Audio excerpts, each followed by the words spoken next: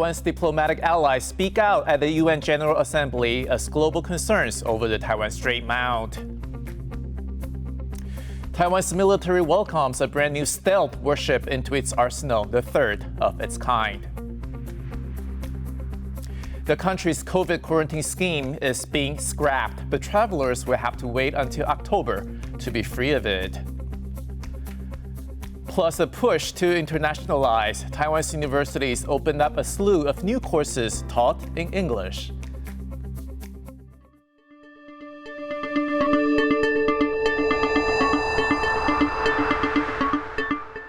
A warm welcome to TaiwanPlus News. I'm Ethan Liu.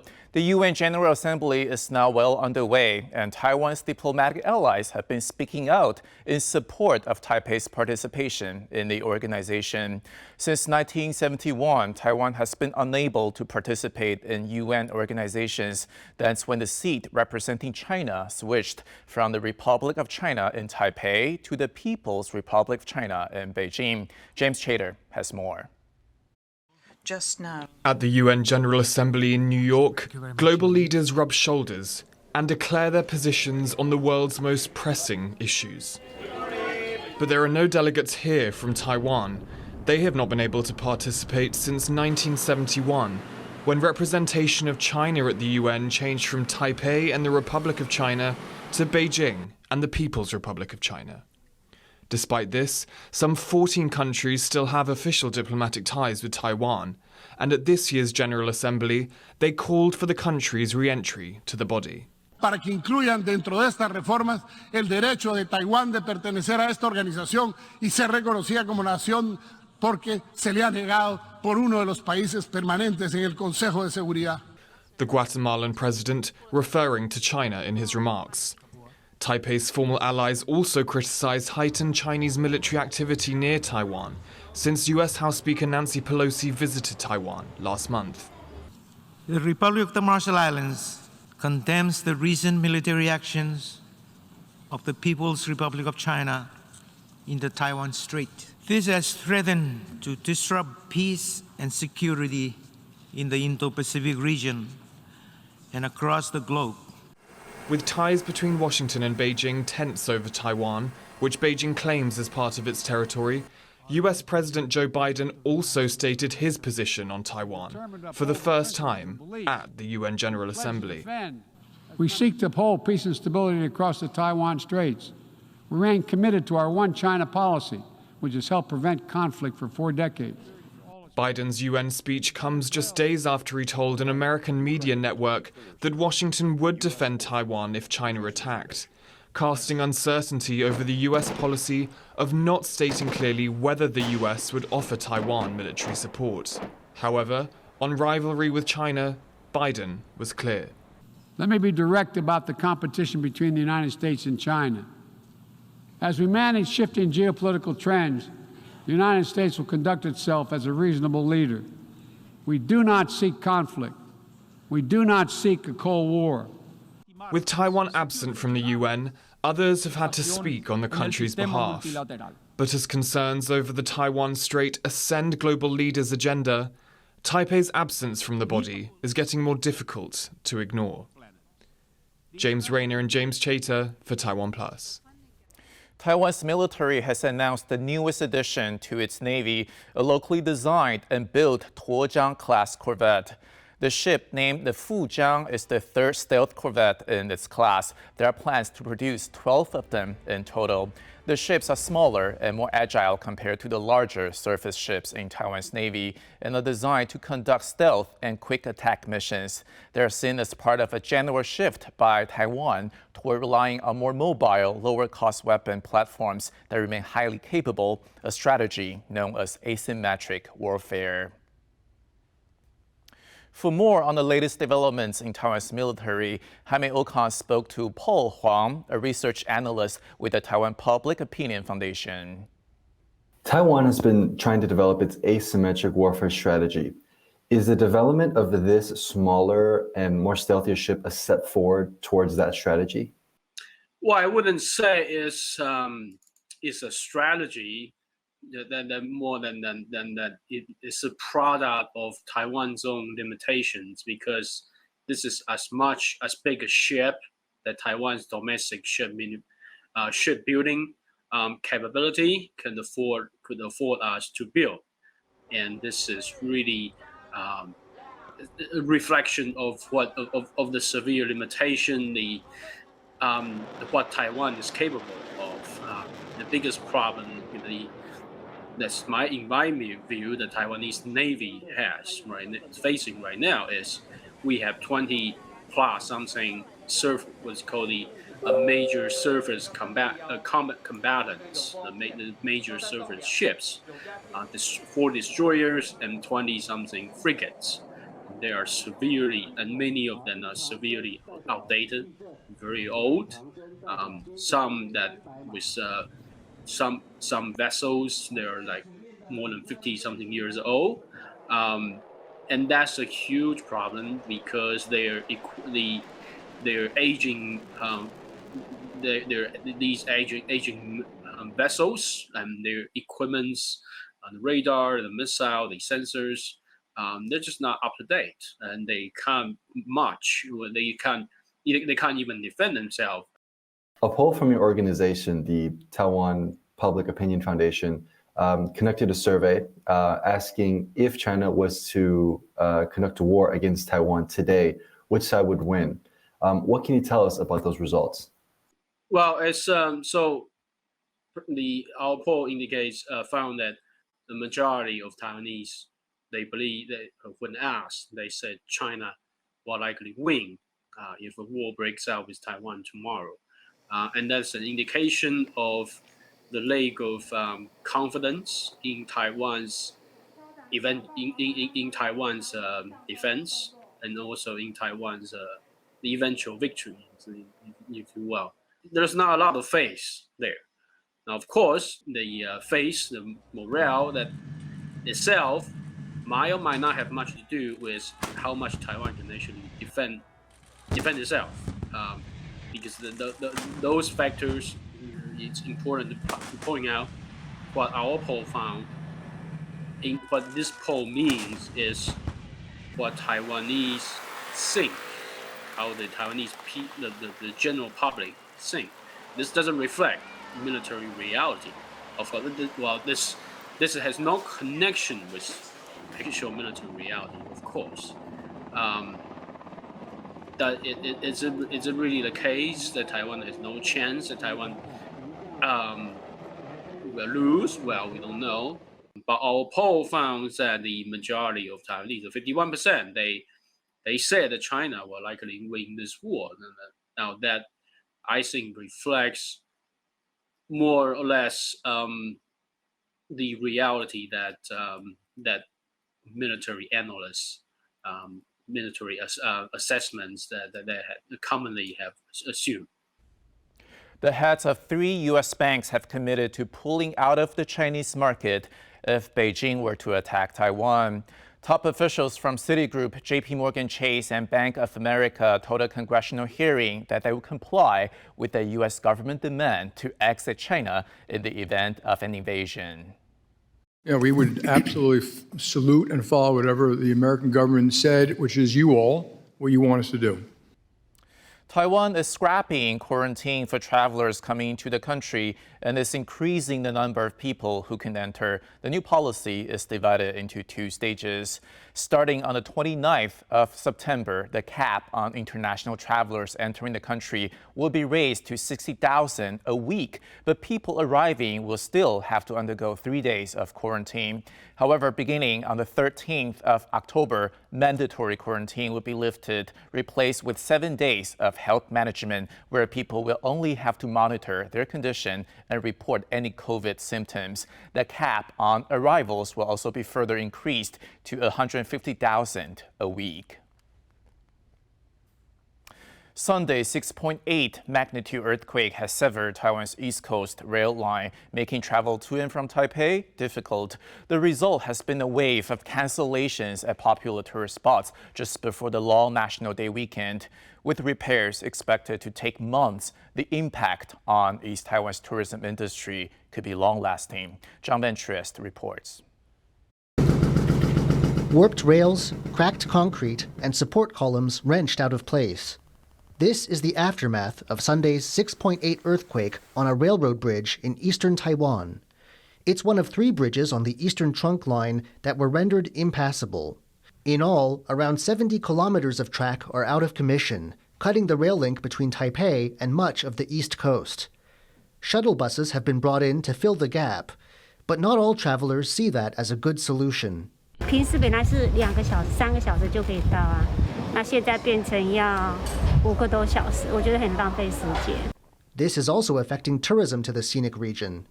Before the earthquake, hotels in Taidong County, site of the epicenter, were booked up for the upcoming National Day long weekend. But half those reservations have since been canceled. Airlines are adding capacity on their Taipei-Taidong routes from Friday to Monday, and Taidong's tour operators are hopeful air travel will help pick up the slack. 如果说火车没有办法复原的话，也希望可以在航空的票价上面对观光客或者是在地居民做一些补助。 But it's unclear if the extra flights and the use of bigger planes will continue past the weekend. The Transportation Ministry expects repairs to the rail line will take half a year, meaning the region's tourism industry can expect a difficult Lunar New Year and a rough start to the spring travel season beyond. Patrick Chen and John Van Trieste for TaiwanPlus. Cutting-edge technology was used to help rescue and recovery efforts following Sunday's 6.8 magnitude earthquake. National Zhongxin University quickly processed images of the collapsed Gaoliao Bridge in the eastern county of Hualien to give responders a better idea of what they were dealing with. 这次为了紧急救灾，我们拿到空拍照片之后，1个小时就把这个3D 模型做出来。 对紧急的抢救或后续的一些勘灾都有很大的帮忙。It's the first time the university has used this technology to map a bridge collapse. The model has been uploaded to the internet and is freely available. The school says the government can use it to help plan rebuilding efforts. A top Taipei university is expanding its catalog of courses taught in English amid a government push for bilingual education. Ryan Ho-Kilpatrick has the details. At National Taiwan Normal University, or NTNU in Taipei, one of the growing number of classes taught in English. This semester, close to a fifth of the school's core curriculum courses are English taught. NTNU even opened a resource center for English medium instruction, creating a space that they hope will encourage the use of English on campus. 写作或口说的辅导，那所以我们也希望呢，透过这样一个很温馨的环境，让学生一走进来就很想要说英文。 Taiwan's Ministry of Education has set the goal for a quarter of second-year and master students at key schools to have intermediate-level English proficiency by 2024. NTNU's Language Training Center is designing the test that will measure their progress. 透过这样的检测的资料，我们可以建立台湾各个大学一些资料库，可以回馈到我们的大学的英语教学，还有哪些要加强，哪些要提升。 Taiwan aims to become a bilingual nation by 2030, with the aim of improving the public's English and making Taiwan more competitive. This policy also comes as a third of the country's universities face closure due to plummeting enrollment. Numbers of new students have dropped as much as 90% at some private colleges, which has been linked to Taiwan's shrinking and rapidly aging population. New English-taught programs could offer the sector a lifeline by bringing in international students. Ryan Ho-Kilpatrick for TaiwanPlus. Coming up, plucked off the streets, not a full-time resident at Taipei Zoo, we find out how Nana is settling to her new home. Back in a moment.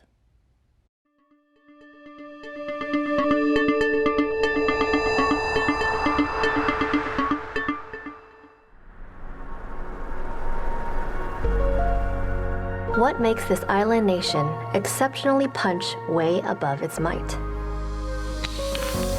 It's the fascinating human stories we heard, plus the greatest movies we saw.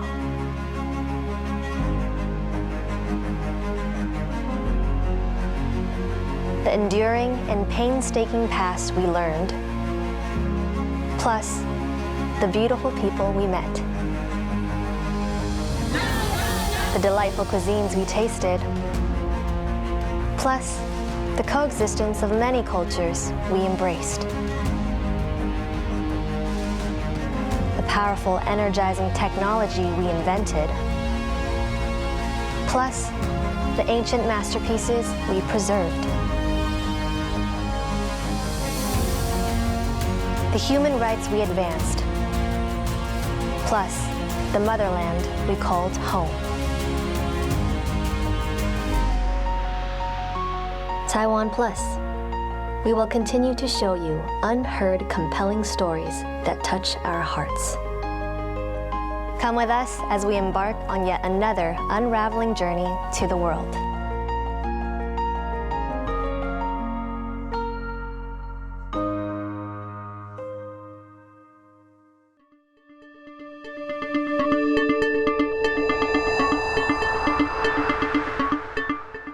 Welcome back. You're watching TaiwanPlus News. I'm Ethan Liu. President Tsai has met with a visiting delegation of Czech lawmakers. The group arrived in Taiwan on Monday, looking to strengthen bilateral ties in areas like semiconductors, museums, and epidemic prevention. It is led by Senator Isidra Hosh, who narrowly lost the presidential bid in 2018. Tsai said the two countries had been working together on issues like fighting the COVID-19 pandemic and helping Ukrainian refugees from Russia's invasion. 面对威权主义不断的扩张，我们期待台湾和捷克持续相互守望，坚持捍卫民主自由价值，一起为世界带来良善的力量，为全球的繁荣发展做出更多的贡献。 Taiwan is launching this year's drive to join the International Civil Aviation Organization. The group is holding its triennial assembly next week in Montreal, Canada. Taiwan last participated in the meeting in 2013, but has been barred since because of pressure from China, which sees Taiwan as part of its territory. In 2019, before the COVID-19 pandemic, almost 72 million air passengers passed through Taiwan. Taiwan's foreign ministry says there's no reason for the country to be excluded from the organization. 我们也借这个机会呼吁 ICAO 秉持专业中立，排除政治因素，正视台湾务实参与 ICAO 的必要性。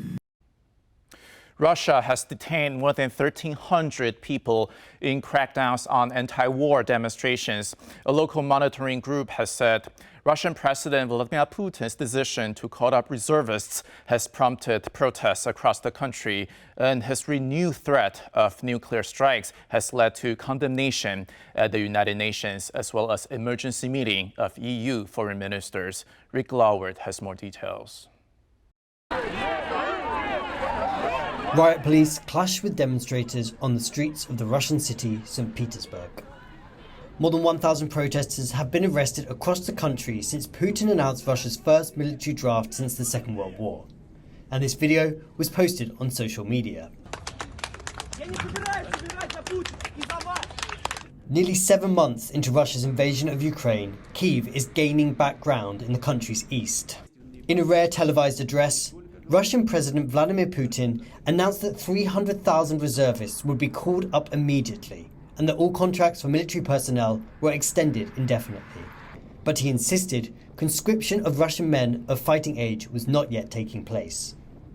Putin also announced referendums in areas of occupied Ukraine, paving the way for them to formally become part of Russia. The Russian leader pointed out that he was not bluffing when he said he was ready to use nuclear weapons. What's important is to look critically at what Putin is saying. And when you do that, it becomes plain that so little of his speech actually makes any sense at all. It is just an attempt, now that Russia has realized it can't win on the battlefield, to try to win somewhere else by eroding that international support for Ukraine that keeps it in the fight. And that's what it should be seen as. Addressing the United Nations General Assembly in New York, Ukraine President Vladimir Zelensky said Russia should be booted from the Security Council and called for just punishment for Russian crimes. Ukraine wants peace. Europe wants peace. The world wants peace. And we have seen who is the only one who wants war. There is only one entity among all UN member states who would say now, if he could interrupt my speech, that he's happy with this war, with his war.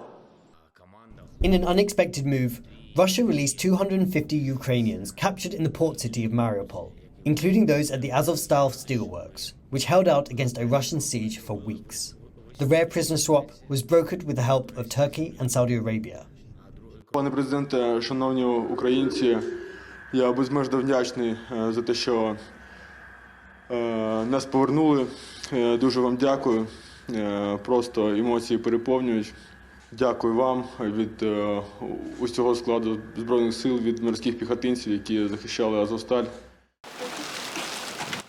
In recently liberated eastern Ukraine, residents are returning to a devastating reality of unexploded mines and evidence of Russian atrocities. Це похований мій чоловік, якого вбило біля хати. Хоронили як могли. Да, такий обстріл був, що страшний. Під пулями хоронили. As the people here try to pick up the pieces, there's no telling what Putin's latest moves will bring. But it does signal a new stage in this costly war. Alex Chen and Rick Lowett for TaiwanPlus. Protests over the death of a woman in police custody in Iran have gone international. Rallies have spread across Iran and beyond over the past week over the death of 20-year-old Mahsa Amini, who died in custody after being arrested by Iran's morality police. She was accused of failing to comply with strict laws requiring women to cover their heads. Some protesters have burned their hijabs, the traditional hair covering. Reports say 7 people have died in the clashes. Supporters have also taken to the streets in Turkey, the Netherlands, and Canada. Banks in Lebanon are closing indefinitely after a string of armed robberies. Banks were shut last week after holdups at 7 branches by angry depositors wanting their money. They were supposed to reopen on Thursday. The banking sector has frozen deposits for 2 years and put limits on the amount people can withdraw.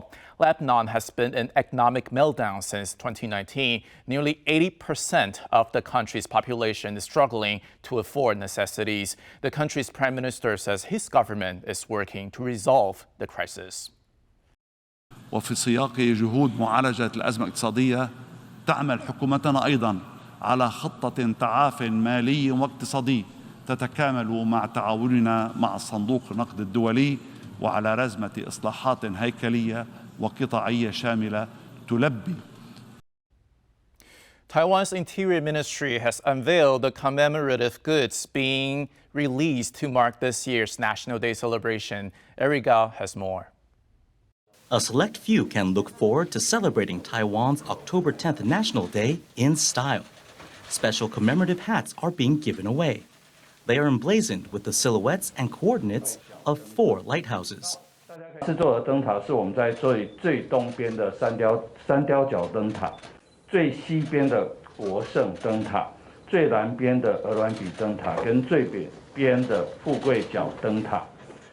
The government says these lighthouses are symbolic as well as decorative, and the hats aren't the only goodies on offer. 所有设计跟制造都在台湾。灯塔意味着守护台湾的这个光，这个亮度。那保温的部分是依照台湾的精品，有着你我同行的味道。 There are also masks emblazoned with the logo for this year's celebrations, which will be center stage at the National Day ceremony. 去年跟前年在国庆大会的时候，我们大概都跟往年有最大的不一样，是把人数缩减到6000的，今年是回到1万。但是我们相关的防疫措施还是依照这个指挥中心所定的规定。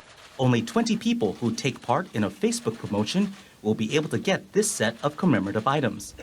The promotional event is meant to get people in the spirit as the 2-week countdown before the holiday begins. Damon Lin, John Van Trieste, and Eric Gao for TaiwanPlus. And you can watch Taiwan's National Day celebrations in full on October 10th right here on TaiwanPlus. And meanwhile, A young pangolin rescued from the streets of New Taipei City has settled in at the country's largest zoo. 2 years ago, Nana was found curled up in a pile of wood on the side of the road, surrounded by a group of barking dogs. Now, in her new home, she has got used to zoo life and has overcome the anxiety she used to feel in unfamiliar environments. She can now be found climbing rocks and swimming in her enclosure. The pangolin is an endangered species. They are often poached in parts of Asia, both to eat and for their scales, which are used in traditional Chinese medicine. Thank you for watching TaiwanPlus News. I'm Ethan Liu. Finally, we leave you with images of a Lithuanian band performing on the platform near the top of a Soviet-era Vilnius TV tower. It's the country's tallest structure. Stay safe, and I'll see you next time.